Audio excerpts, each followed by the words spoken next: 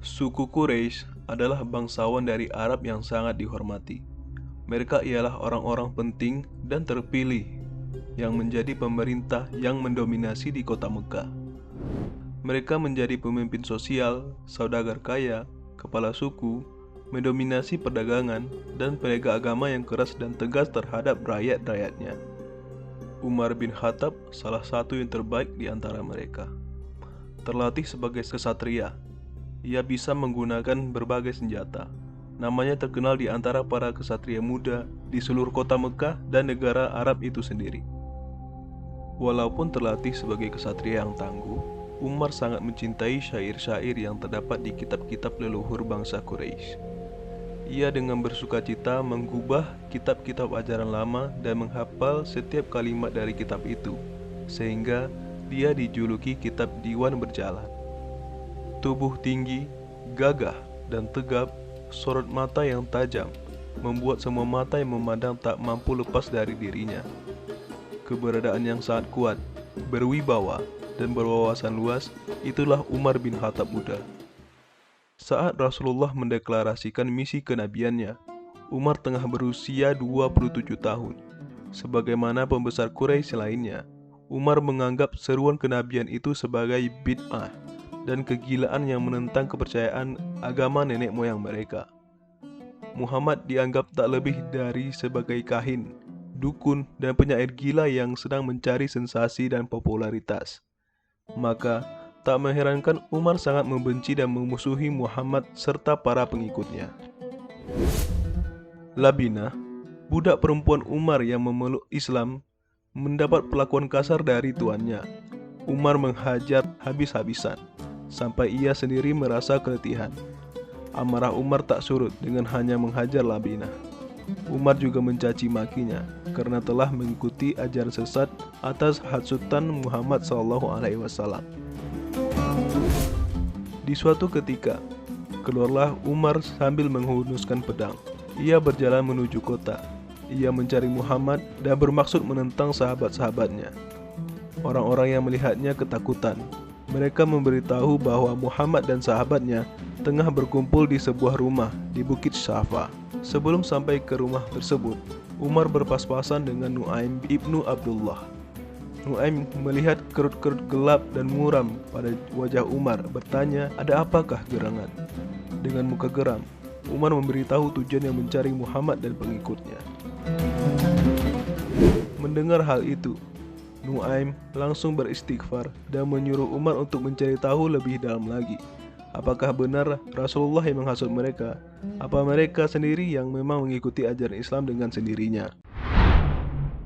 Lalu Nuaim memberitahu bahwa ada di antara anggota keluarganya sendiri telah memeluk agama yang dibawa oleh Muhammad SAW dan menyuruhnya untuk bertanya sendiri kepada mereka. Dengan wajah terkejut, Umar bertanya sambil berteriak, "Siapa mereka yang dimaksud oleh Nuaim?" Nuaim pun menjawab, "Adik kandungnya, Fatimah dan suaminya." Umar bergegas ke rumah adiknya, seakan tak percaya dengan yang dikatakan kawannya itu, mencari jawaban dengan amarah yang meledak-ledak. Umar sebenarnya telah mendengar lantunan ayat Al-Quran yang dibacakan adiknya itu. Umar bertanya kepada mereka perihal keislaman adiknya dan apa yang baru saja didengarnya. Mereka menjawab tidak mendengar apa-apa. Ia berkata bahwa ia telah tahu bahwa keduanya telah memeluk agama Muhammad SAW. Dengan emosi yang meledak-ledak, Umar menghantam adik iparnya itu.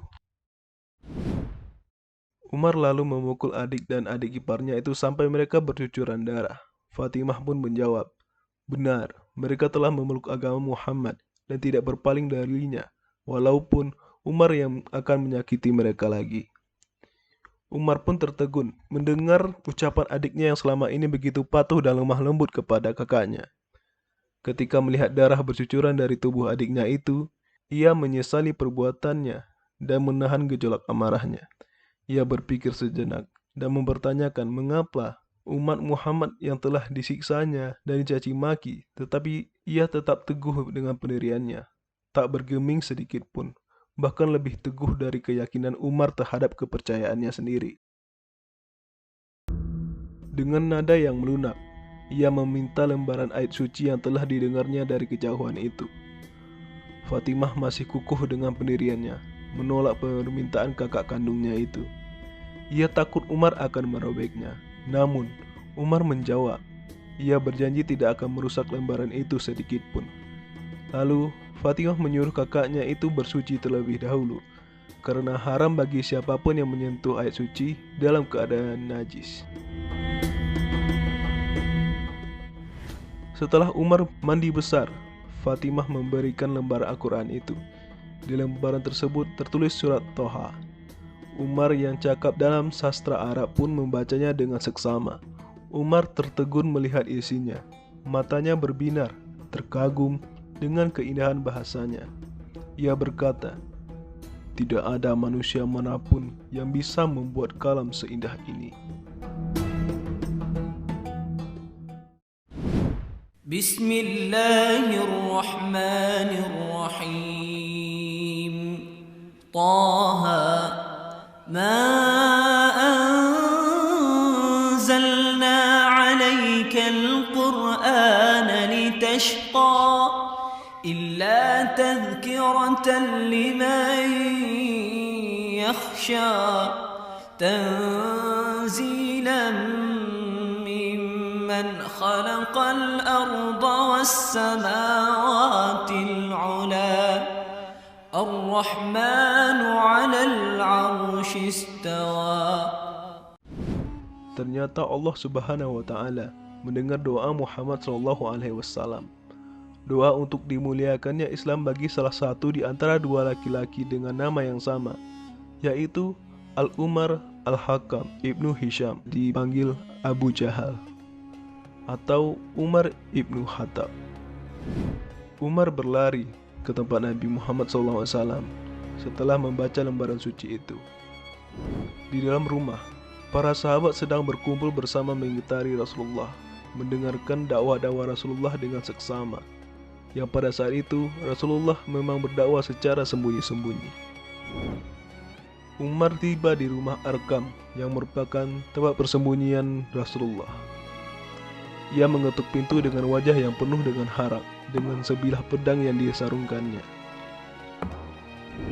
Hamzah, paman Rasulullah, bangkit melihat dari celah pintu. Umar berdiri dengan menjinjing pedang. Hamzah kembali menuju Rasulullah dalam keadaan terkejut.